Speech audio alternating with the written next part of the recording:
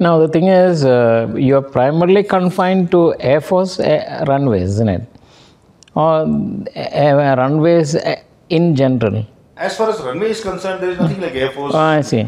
In India, Yeah. most of the runways in earlier days when Yeah. civil aviation was not very Yeah. developed, there were very few civil runways. Now a runway, you cannot take it as civil. The only difference, the surface of the runway, strength of the runway, Yeah. everything depends on the kind of aircraft that is going to be. Yes. So earlier days, we were making runways to the strength of fighters, fighter aeroplanes. Yeah. Now, whenever we plan a runway, we take the civil data also, because the aviation is now developed. Yes. In very small places, Yeah. where earlier days airplanes were not landing. Like Amritsar, of course, it has now become an international runway. But earlier days, one example, Srinagar, it was meant only for our Air Force aeroplanes. Now you have more of civil airplanes landing there than our own airplanes. So that has been strengthened now to cater for that runway, that load. So the only difference between a defense runway and this one is the terminals will be there. Yes. For passenger handling, luggage handling, etc. So if you typically land at an Air Force runway, you will find on one side you have the defense aeroplanes and all parked and everything. Yes. On one side you will have the terminals and So therefore, you are also into inspections. And is there any point in which the runway is not up to the mark? I'm just going to shut it down. Yeah. And then you'll have a parallel runway, or then we will divert flights. So how does that happen? No. I'll give you a small example. Yeah. You see, there's a place called Leh. There's a place called Leh where the temperatures drop. Right up north. Right up north. The temperatures drop sub-zero. Sub-zero, it goes even to minus 15, etc. There what happens is, transport aeroplanes. Now transport aeroplanes have got their engines at a higher height. Whereas the jet engine, the fighter engines, the engines are quite low. So you can realize when an engine opens power, he will suck air from the front and throw it from behind. So when he sucks air, he's sucking it into those jet, the blades. There are blades inside. So if he sucks a small pebble into it, it will damage the engine. And engine costs crores of rupees. Yes. One. Now coming to, that will be the cost. What happens to the runway in such places? When you are putting the layer of runway, the top layer of bitumen, the bitumen has got a freezing point. In our language, we call it frost breaking point. That means at one stage, normally bitumen is flexible. If you heat it up, it will melt. So it doesn't get so hot, so it melts. Now, when you start cooling it, at one stage it will become brittle. Brittle just like the glass. When you bang it, it will break. So when an aeroplane touches down, you will find that the bitumen breaks. So what happens when it breaks? It is loose. Bitumen and aggregates, they join together. Bitumen is actually a glue between two aggregates. So when the bitumen between the two aggregate breaks, it will leave this aggregate. So you'll find three pieces over there, just because one piece of aggregate. So like that you'll find the entire thing is powdery, small bits. So now when the fighter comes and lands, you will find it will suck. And it will, so there have been times when we have said that this runway cannot be used for fighters. You can use it for transport. Transport you can. So in such a scenario, you always have a parallel runway, or we divert, we don't. Parallel runways are there in many places, like Gwalior, some places there are. But in a place like Leh, we don't have parallel runways. So you can always... No, the crucial thing is close it down for some time. But repairing a runway, overnight it can be repaired. But what to use on the runway is what. Yes. So you have these runway lights, and one day when I was coming, they said Mangalore lights, some fuse, and it's not working. That's the end of it. Or I was thinking, why can't we use luminescent paint also to guide the pilots? A luminescent paint Yeah. will reflect only if the aeroplane light falls on it. Yeah. Isn't it? So let us say dusk or dawn. Yeah. Dusk Yeah. or dawn. Early morning. So the light effect is not straight on the Yeah. reflective paint, so it will not glow. So light is necessary. But like you said, the light failed, etc. Yeah. Yeah. It will generally not happen. The reason is there's a lot of backup for it. Yeah, but at that time, so they said all flights are cancelled. The Mangalore one incident was there. So we were all, next morning only. So I was wondering, isn't there such a backup like a... There must be some problem over there. Yeah, yeah. But otherwise, these lights, Yeah. you see, when an aeroplane is, let us say an aeroplane is having an emergency. Yeah. He cannot go around or he can't go somewhere else. Yeah. He's coming in. Yeah. And then if you say, you please go somewhere else. Yes, we can't do that, You cannot do it. Yeah. Isn't it? Yes. So, this runway light has got a lot of Backups. Not one backup. Yeah. We'll have so many backups. Maybe, yeah. So, maybe that time there was some reason. So, it must have been a long drawn reason. So, they must have told the aeroplane not to come at all. Yeah. So, they will not plan to come there. It's quite scary, really. All that, especially when you're a passenger landing. But they have all you see, all the backups. Now, a runway is something that must be of exacting standards. So, from your viewpoint, a word you can say about Indian roads. Yes, that's a very interesting thing. Yeah. Indian roads, now the highways which are coming up, they are actually good. Yeah. They're good highways. Yeah. And what I find is quality control is what the only thing. I do a lot of driving. Yeah. But what I keep complaining about is the roads are not. Yes. Yeah. If you are driving at 100, which is permitted, the road regulations, they say, okay, you can drive at 100. Yeah. But when you're driving at 100, you will find, Yes. a slide, like you're riding on a horseback. Even now when we were coming from Bangalore, we saw a lot of horseback riding kind of a thing.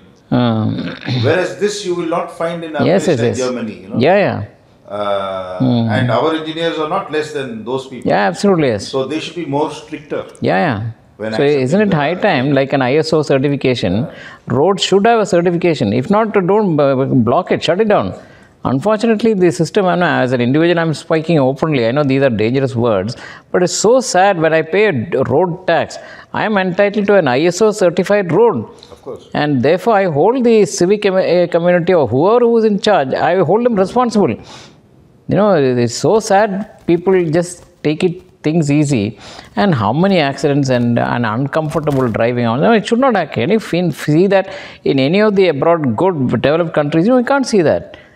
Doesn't whoever who is governing the country, don't we have the comport to say, like everything we say, institutions should have an ISO, everything should have, roads also should have an ISO certificate, should be of this standard, and if you're not, shut it down, hold the engineers responsible, make it pakka, or hold them, cut their salary, whatever it is. We don't have, that day we had a missing, we don't have a department of roads. What prevented the Indian government from saying, why should we have these contractors whose primary aim is to dash? Can't we have a department of roads? There's no such department of roads. So sad it is. Maybe, when I become Prime Minister, I'll do all that. That would be great. In fact, even on the runways, what we do is before we accept the runways, we check these, these undulations. Yeah. So for that, what we do is very unconventional methodology. What I'm trying to tell you. You drive a vehicle from one end of the runway to the other end of the runway at top speed. You will feel that it is very smooth. It's good. Or you will find undulations. The vehicle will go up and down. So once once that happens, that means there is some depression somewhere. So what will happen? If it rains, water will accumulate here and there. If it accumulates at places, then you will have to wait for it to get away, or you move it and take it out. So what happens is the bitumen in that area gets weak. And when it gets weak, you will find pebbles. So therefore what we do is we don't accept such runways. So to simulate the rain, what we do is take a fire tender, fire bowser, that this one, and put water on the runway. So it's just like rain falling. And you will find that the water will stay somewhere. It's supposed to go away. Yes, yes. There is a specification. The runway, water falling on the runway should flow out of the runway at a certain time. With that incline. With the incline. The center is elevated and drained, and there are drains on both sides. It is supposed to go away. If it doesn't go, then it is a wrong thing. So then we don't accept it. Then we make. You don't certify it as usable. We certify it usable when it is usable. Otherwise, we say that it's not. These are the defects. These are the defects, and I finish it. Because then there are various methods. This I am talking about bitumen. There are concrete portions of the runway. The end of the runway will have concrete. The taxi tracks can be concrete. Because when an aeroplane is turning around, it churns like this. You know, when there's a runway, the aeroplane goes, the front wheel keeps turning. The right wheel, when you're taking a right turn, the right outer wheel, you will find it is churning. It is not rotating. So when it churns on a bitumen runway, it will spoil the runway. So you will have a concrete runway. So concrete runway is also tested for its strength and other things. We drill holes into the take out a piece of it from inside and see whether it is solid or it is having, we call it holes. If it is so, the concrete slabs. So we declare that slab unfit. So the guy, the contractor removes the slab and refixes this. So like that we test. So a lot of runway, there's a lot of tests before we accept. It's quite a nightmare for the company. But and once sanctioned, there's a periodic, we have a periodic body checkup. There's a periodic evaluation once a year and make sure that the runway is optimized. That is, every year we have a maintenance fund allocated for the runway. Small problems coming up, they are repaired. You know, like you must have seen the roads outside. In the civil area, normal roads. If there is a small pothole, the vehicle just comes, puts some material inside the pothole, he levels it, and he goes away. Abroad, not in here. Here I have not. I mean, it is largely neglected, and I hope I can get these fellows and put them on track. No. What I'm saying is the methodology of it. You see, on a pothole, you just don't dump something and close it. You have to dig 50 mm. 50 mm is the layer which is put on the top of the runway. You are supposed to take out that 50 mm. And if you find the base of the pothole inside that, it finishes with that, fine. Otherwise, you dig another 50 mm. But you have to dig the entire width and dig it in the form of a square or a rectangle. As the case may be, and then fill it up and then do it. It is only then that thing will remain. If you just fill it up uneven pothole, by the next season it will be out. So like that, small repairs we have to conduct on the runway. You cannot afford to leave a runway unrepaired and allow aeroplanes, because the loss is going to be tremendous. Not only equipment like One last clarification, I just want to know, because something, it always frightens me. How do we avoid bird hits? Is there anything, built into a runway manufacturer to shoo away all the birds? At the runway level, I'm talking about at ground level, when an aircraft is to take off, bird hits are possible. The reason is the runway edges, the sides of the runway, to a large, to a certain distance, they are trimmed like a lawn, and you'll have small worms coming up. So to pick up the worms, the birds will come. So there is a system which is there. Not in the Air Force, also Air Force only, other places also. We have something called a zoom gun. That is, there will be a small cylindrical thing with a gas thing fitted onto it. When the pressure inside that thing increases, it something, there will be an ignition with which it will burst. So it will create a sound like a bomb, like a gun.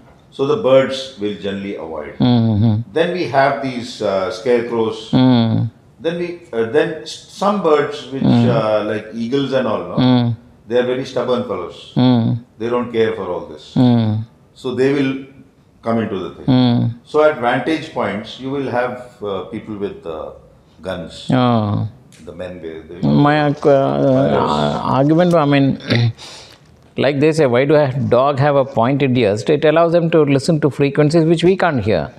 And therefore, high sonic frequency sounds generated at one point will drive away all because they can't tolerate it. Has such a technology been thought about, or is it being incorporated or developed? Like when I was in the Air Force, there was some thing like this. You know, they create some frequency noise which will irritate the birds. In fact, there was a department along with my runway department which was doing a lot of study on this particular thing as to what kind of sound can irritate, it irritates that bird. Like there are certain sounds which irritate the rats also. So keep them away. So there was a lot of research going on, but I'm not very sure as of now.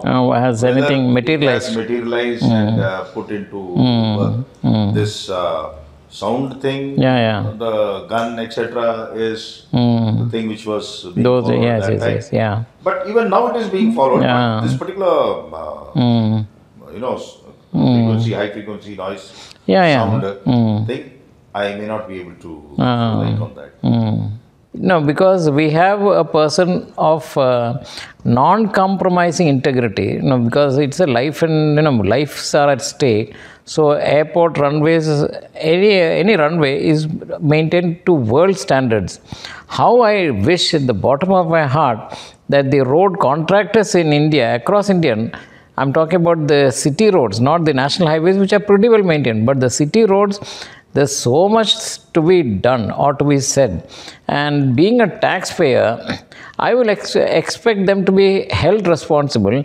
I would request the government to have a department of roads and each segment have a road in charge engineer who will be held accountable. Like for in every other department, for a hospital will have a medical superintendent and so many things.